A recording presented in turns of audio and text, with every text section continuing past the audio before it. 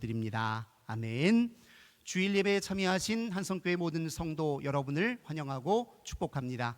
나 자신보다 나를 더 사랑하시는 우리 하나님께서 여러분 모두에게 하늘의 크신 은혜와 평화 가득 부어주시길 주님의 이름으로 간절히 기원합니다. 여기 소망이 있으니 이런 주제로 말씀 증거하고 있는데요, 오늘은 그 마지막 시간입니다. 오늘은 그런 일은 일어나지 않는다, 이런 제목으로 함께 은혜 나누도록 하겠습니다. 다음 주부터는 영적 침체에 대응하다, 이런 주제로 말씀 이어가도록 하겠습니다. 이번 설교 시리즈 내내 제가 반복해서 드렸던 말씀 중에 하나는, 우리는 미래를 걱정할 때가 많습니다. 이 걱정은 우리가 스스로 만들어낸 것이기도 하지만 이 사회로부터 전이되고 감염된 것이기도 합니다.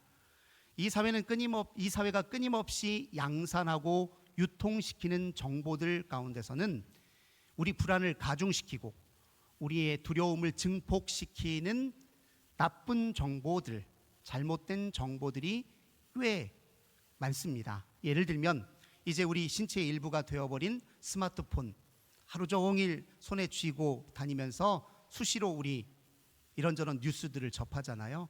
굉장히 많은 뉴스들을 우리가 하루에 소비하는데, 그 대다수의 뉴스들은 굿 뉴스가 아니라 배드 뉴스, 나쁜 뉴스들이잖아요. 보면 암울한 경제적 전망에 관한 뉴스들, 야, 앞으로 어떻게 먹고 사냐, 이런 불안을 가중시키는 뉴스들이 굉장히 많지요. 정치권 소식들도 어떻습니까? 불신과 실망을 가중시키는 소식들이 참 많아요. 유명인들은 또 왜 이렇게 비리와 스캔들이 많은지 모르겠습니다. 각종 사건, 사고, 시간 들여다보더라도 새로운 사건, 사고가 일어나지 않습니까? 이제 거기에 덧붙여 큰 재난과 재해에 관한 소식들, 가만히 보면 다 우리가 접하는, 우리가 과하게 소비하는 뉴스들은 대부분 나쁜 뉴스, 부정적인 정보를 담고 있는 뉴스들이 태반 아닙니까? 그것들이 우리 내면에 침투해서 바이러스처럼 우리의 생각과 감정을 좀먹어 우리의 내면을 어지럽히고 우리의 정신적 스트레스를 가중시키는 일이 굉장히 많습니다. 정신적으로 건강한 사람이라 할지라도 나쁜 뉴스를 지속적으로 접촉하게 되면, 나쁜 뉴스에 지속적으로 노출되게 되면 슬픔과 분노와 공포에 휩싸이기 마련입니다. 문제는 여기서 끝나지 않습니다. 그 뉴스들 가운데서는 그저 부정적인 측면의 뉴스가 아니라 아예 가짜 뉴스들도 굉장히 많습니다. 잘못된 정보들 굉장히 많습니다. 그 정보들이 우리 속에 들어와서 일으키는 생각과 행동이 때로 얼마나 파괴적인 양상으로 드러나는지 우리는 여러 사례들을 통해서 익히 알고 있습니다. 각종 다양한 거짓들이 난무해요. 거짓에도 종이 있습니다. 조금만 확인하면 바로 진위를 파악할 수 있을 텐데 그냥 대충 흘겨 넘겨버리는 거짓들이 은근히 많습니다. 누군가 자기의 이익과 자기의 이득을 위해서 진실을 의도적으로 왜곡한 거짓말들도 굉장히 많이 유통되고 있습니다. 그 거짓말들 중에는 정치적 선전들도 물론 있습니다. 그것들은 얼핏 어떤 경우에는 우리에게 호기심을 자극하고 우리의 마음을 사로잡는 그런 형태를 띠기도 합니다. 포장을 잘하나 실체는 거짓인 정보들이 많다는 거예요. 예를 들면 건강 정보들 같은 것도 대표적이죠. 우리 건강 정보에 관해서 굉장히 많이들 접하고 계실 텐데, 실제로 미국의 텍사스 대학교에서 유튜브에서 유통되는 건강 관련 동영상들을 조사한 적이 있습니다.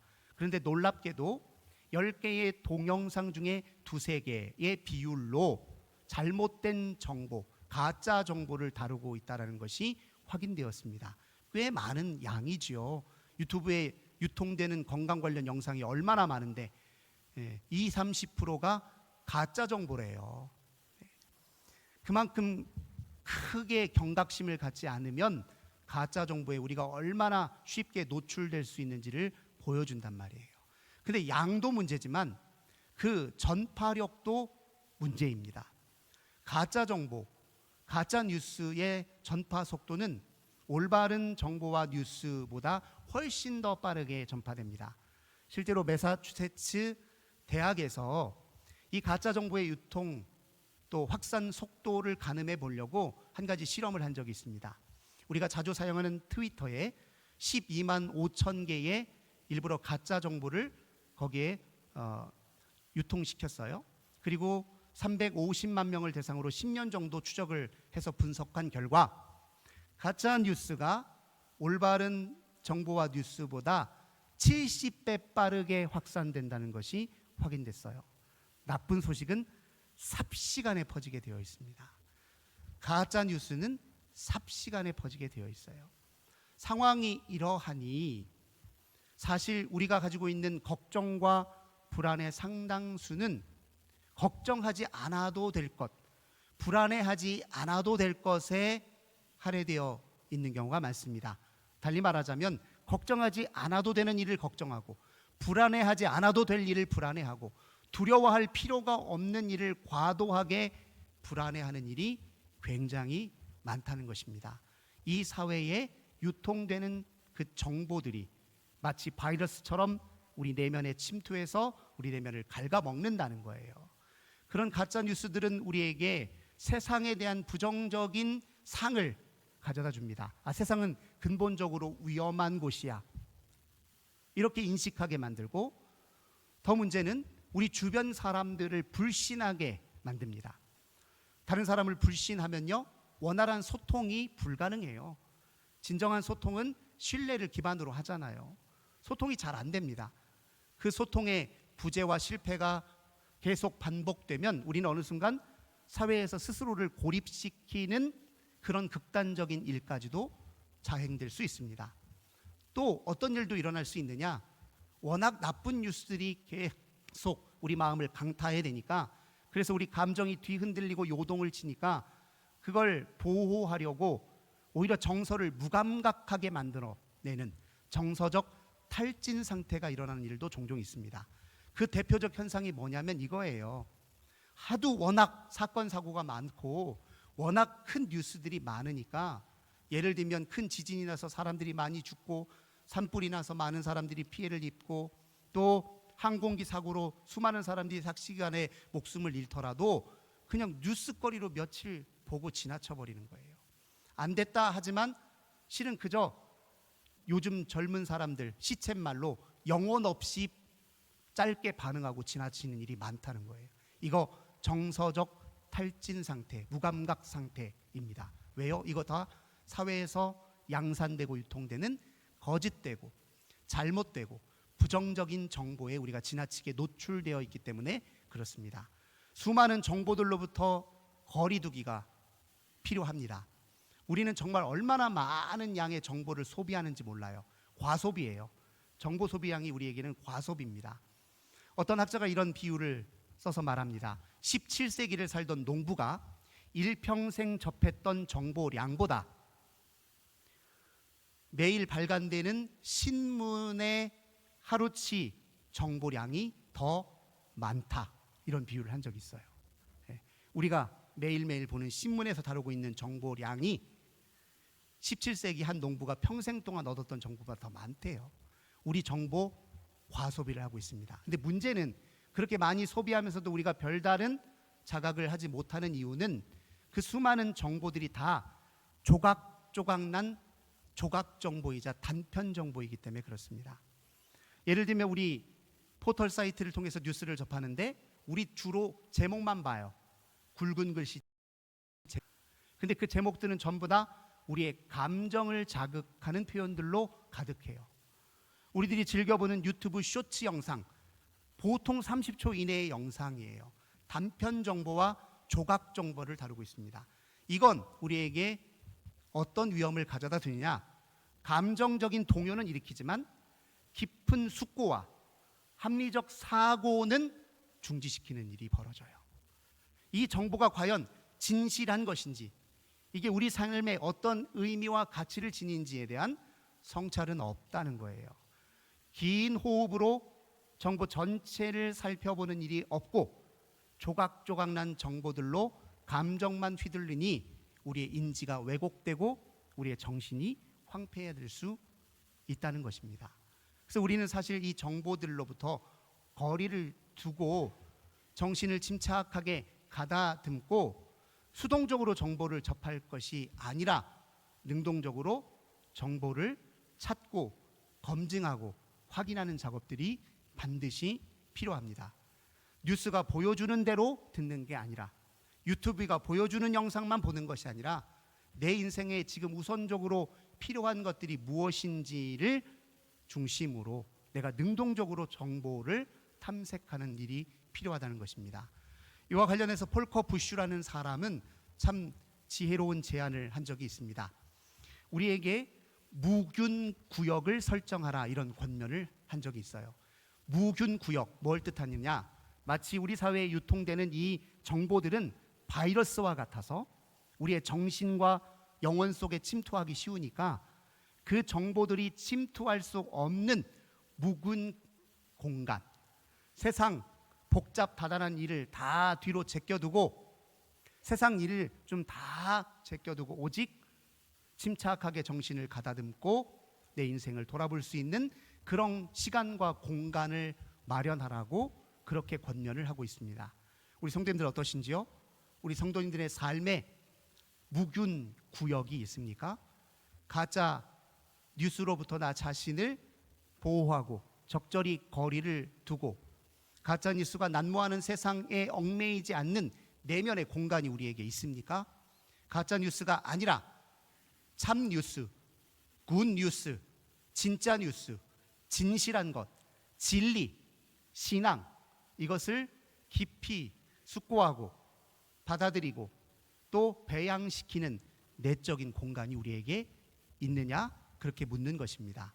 이 공간의 중요성이 얼마나 중요한지, 그 공간을 어떻게 확보할 수 있는지와 관련해서 우리는 에스더 이야기를 주목해 보려고 합니다. 에스더 이야기의 배경은 페르시아입니다. 시대는 페르시아 아하수에로 왕 통치기입니다. 이때가 주전 486년에서 주전 465년 사이의 기간입니다. 아하수에로 왕은 역사 기록물에는 크세르 1세로 기록되어 있습니다. 실존하는 왕이었어요. 근데 이 왕이 통치하는 기간 유다 민족들에게는 어떤 의미가 있었느냐? 유다 백성들은 바벨론에 멸망한 해가 주전 586년이었죠. 그리고 유다 백성들은 바벨론의 포로로 끌려와 포로 생활을 시작합니다.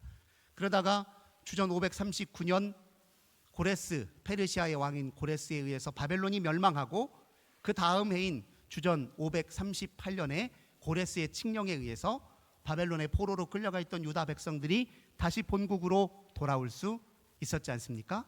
이때 모든 백성들이 한꺼번에 돌아온 게 아니에요.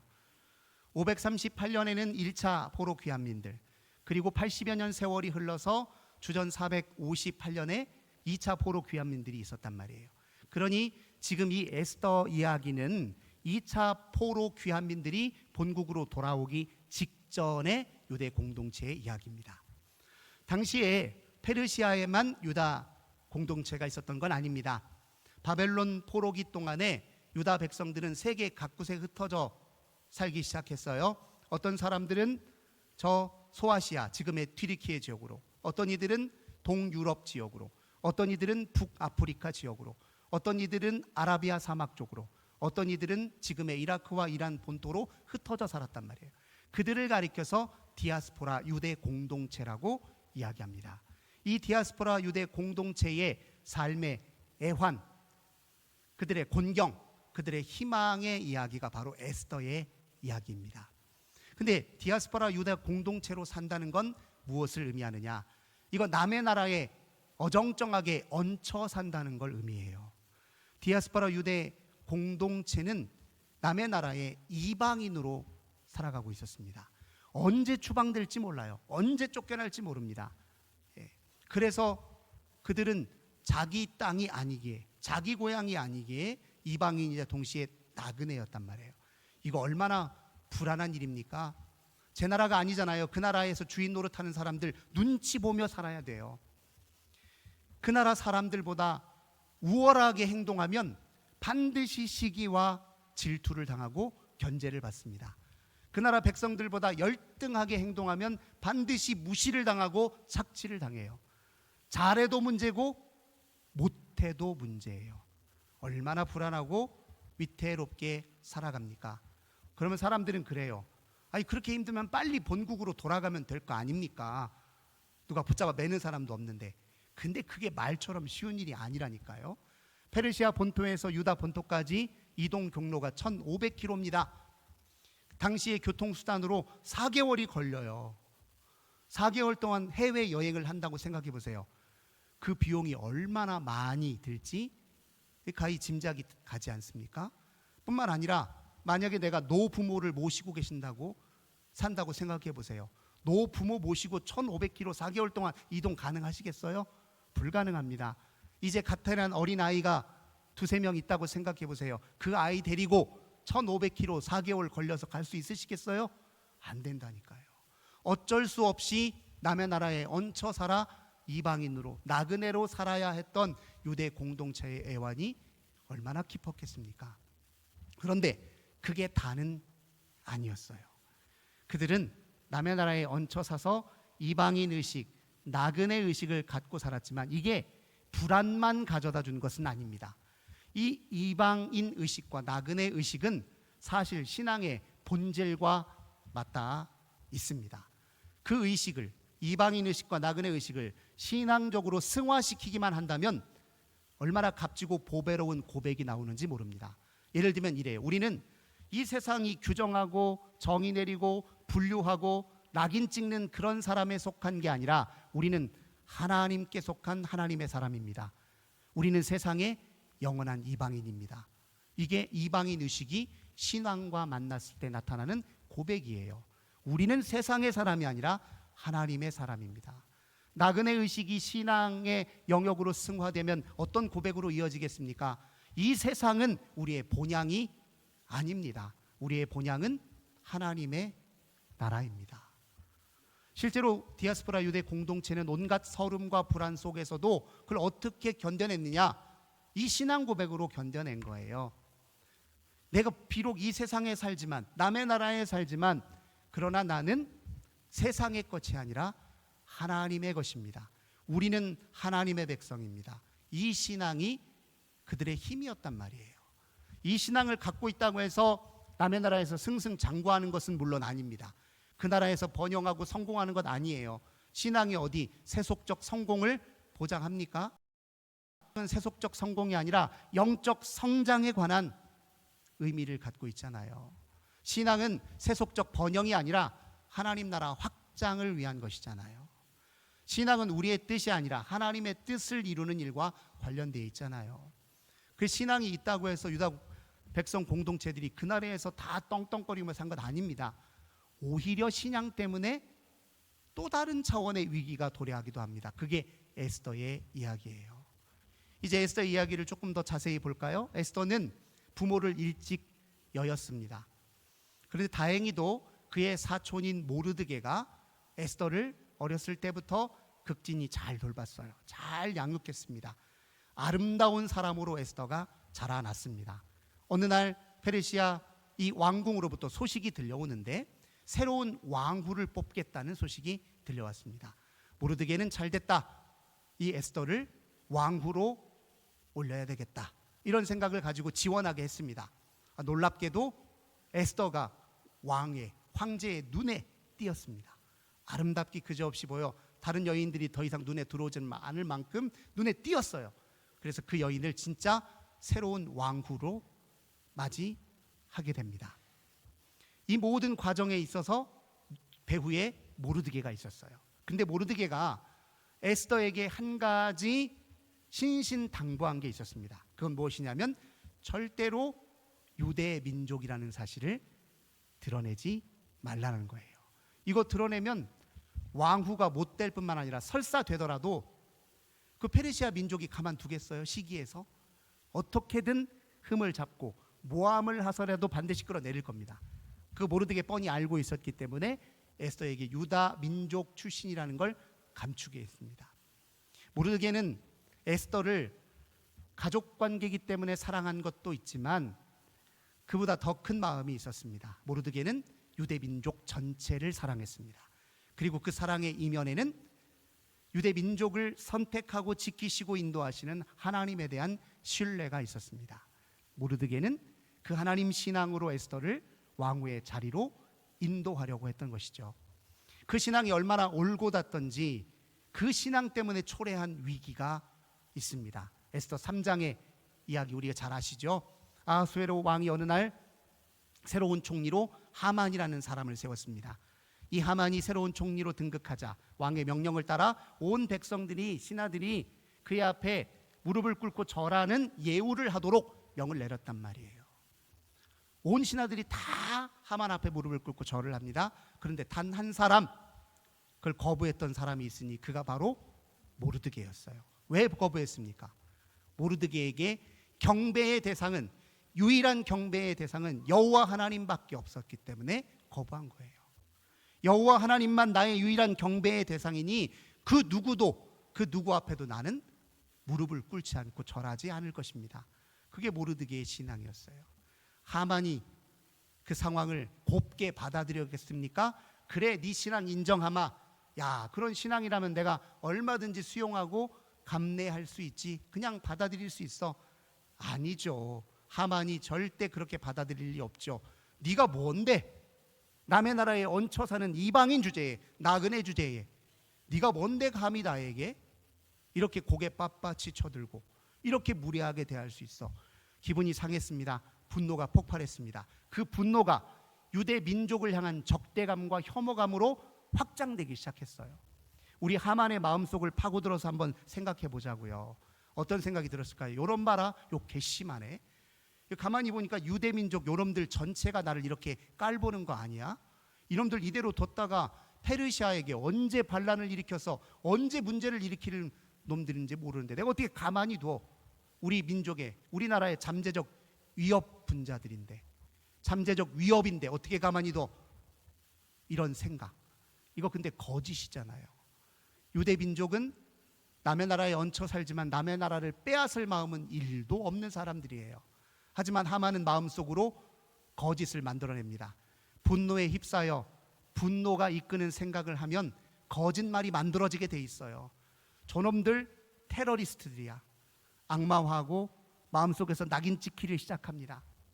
그러면서 아하수에로 왕에게 와서 이렇게 말합니다. 에스더 3장 8절 9절에 이렇게 얘기합니다. 왕이여, 한 민족이 있는데 각 나라에 흩어져 사는 이 사람들이 아주 독특한 법률 하나를 가지고 있어서 그들이 우리나라의 법률을 어기면서 살고 있습니다.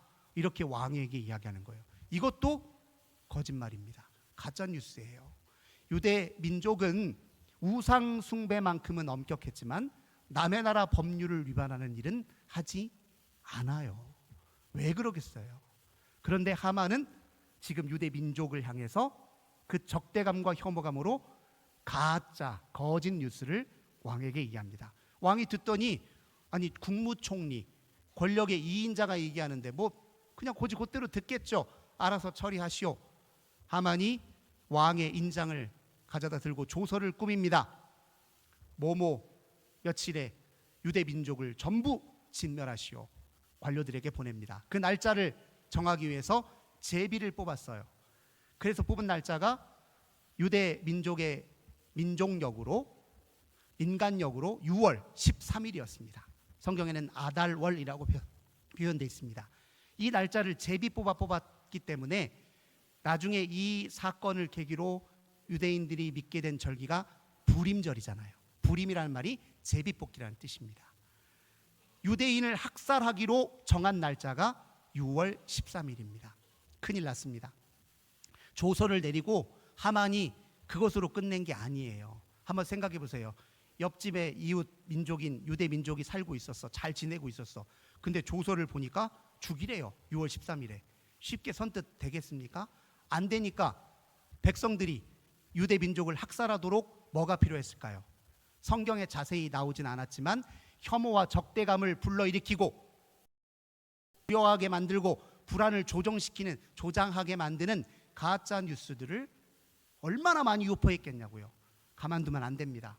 저들 겉으로는 친절하게 보이고 선하게 보이는데 속으로 지금 엄청난 계략을 꾸미고 있고 언제라도 당신들 짓밟을 만한 모략을 꾸미고 있습니다. 가짜 뉴스를 만들어 백성들 사이에 유통을 시켜야 유대 민족을 학살하는 날 그 나라 백성들이 유대 민족을 서슴없이 죽일 것 아니에요. 정말로 큰 위기였습니다. 유대 민족이 이대로 가만히 있으면 정말 대량 학살을 당하게 생겼어요. 근데 실제로는 어떻습니까? 대량 학살을 당했습니까? 아닙니다. 한 사람도 누구도 터락 하나 다치지 않았습니다. 모르드게가 어떻게 대응했습니까? 에스더 4장 1절입니다. 그가 그 소식을 듣더니 자기 옷을 찢고 굵은 베옷을 걸쳐 입고 재를 뒤집어 쓰고 성에 나가서 통곡하고 울부짖기 시작했습니다. 그러자 그걸 보았던 유대 민족들이 에스더 4장 3절을 보니 다 따라하기 시작해요. 울부짖고 통곡하면서 옷을 찢고 재를 뒤집어 쓰고 금식하면서 재 위에 누워 함께 동참하는 백성들이 생겼어요. 참 이상하지요. 이런 위기를 넘기려면 빨리 하만에게 찾아가서 무릎을 꿇고 두 손을 빌면서 우리가 잘못했습니다. 감히 누구라고 누구 안중에 이렇게 교만하게 고개 뻣뻣이 쳐들고 이렇게 했는지 모르겠습니다. 정말 잘못했습니다. 엎드리고 싹싹 빌어서 목숨을 건져야 될 거 아니에요. 근데 모르드게와 유다 백성들은 그렇게 안 했다니까요. 왜요? 하만이 만들어낸 날조해낸 거짓은 그 모략은 패하겠지만 진실하신 하나님, 영원하신 하나님의 통치는 반드시 이루어지기 때문에 그렇습니다. 모르드게와 유다 백성은 거짓 정보의 기초에 두려워 벌벌 떨기보다는 하나님의 진실에 더욱 자기 자신을 내어 맡겼습니다. 하나님이 만유의 왕이십니다. 이거 진실이죠. 하나님이 그런 우리를 사랑하십니다. 이거 진실이죠. 하나님이 이스라엘 백성을 선택하셨죠. 그들에게 약속을 주셨죠. 그 약속을 이루고 계시지요. 다 진실입니다. 이 진실에 자기 자신을 다 내어 던진 거예요. 무릎을 꿇고 거짓과 악에 스스로 자기 자신을 내어 놓은 게 아니라 하나님의 진실과 진리에 자기를 내어 맡긴 것입니다. 그러고 보니 모르드게가 하나님이 이때를 위해서 에스더를 왕후로 오르게 하신 것 아닌가, 이런 생각이 부쩍 났지요. 사실 에스더가 왕후에 오른 일은 기적 같은 일입니다. 그 수많은 여인들 중에서 왜 하필 에스더가 왕의 눈에 띄냐고요. 그 기적 같은 일이 발생한 이유가 바로 오늘 이 우리가 당한 이 절체절명의 위기를 미리 예비하신 하나님의 섭리가 아닌가. 모르드게가 그렇게 생각하고 에스더에게 얘기합니다. 그 본문이 오늘 우리가 읽었던 본문이에요. 근데 이 본문을 잘 보면 모르드게가 이렇게 얘기합니다. 너 혼자 살아남을 수 있다 생각하지 마라. 우리 유대민족이 멸절당하면 너도 죽기는 마찬가지다. 네가 지금 이 순간에 입을 다물고 잠잠하게 있으면 하나님이 다른 데로, 즉 다른 방편과 수단으로 우리를 놓아주실 것이고 구원하실 것이다. 하지만 너는, 너희의 가족은, 아버지는 멸망하게 될 것이다. 그러니 지금 네가 나서야 된다. 하나님이 이때를 위해 너를 왕후의 자리에 오르게 하신지 누가 알겠느냐, 이렇게 얘기합니다. 그러니까 모르드게가 정확하게 알아요. 하나님이 우리가 모르는 방편으로 우리를 반드시 구원하실 수 있다. 그 믿음으로 에스더에게 설득하고 있습니다. 그러자 에스더가 어떻게 반응합니까? 16절, 4장 16절입니다. 당신은 가서 수산에 있는 유다인을 다 모으고 나를 위하여 금식하되 밤낮 3일을 먹지도 말고 마시지도 마소서 나도 나의 시녀와 함께 더불어 이렇게 금식한 후에 규례를 어기고 왕에게 나아가리니 죽으면 죽으리이다. 에스더와 모르드게가 죽을 각오로 하나님께로 가는 것입니다.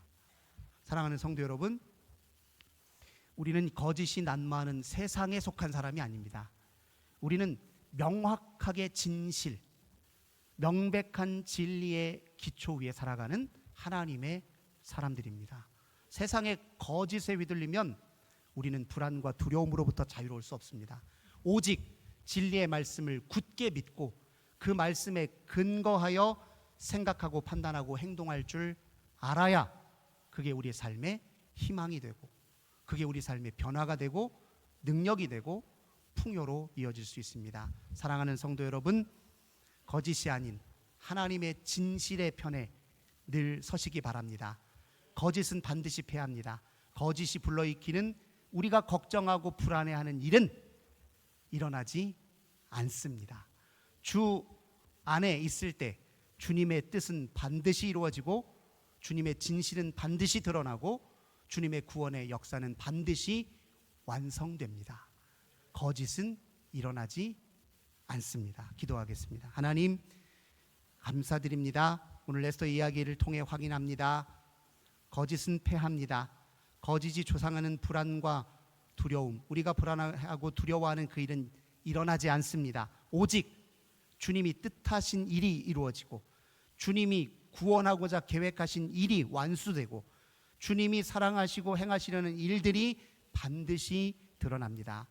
늘 주님의 진실 위에 생각하고 말하고 행동하는 우리들 되게 하소서. 예수님의 이름으로 기도드립니다.